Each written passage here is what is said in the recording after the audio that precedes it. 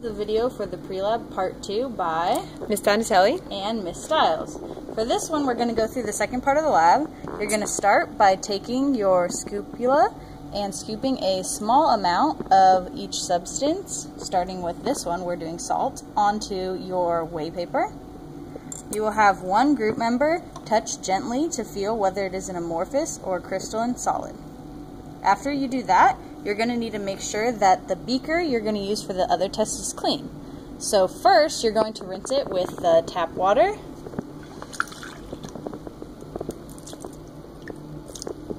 Then we're going to rinse it with some distilled water, which is in this special container label.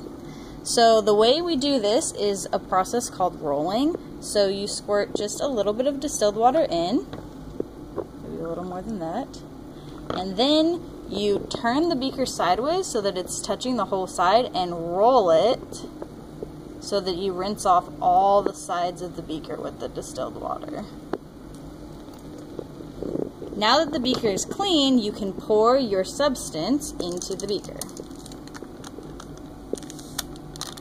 We're going to fill the beaker up to 20 milliliters with our distilled water again.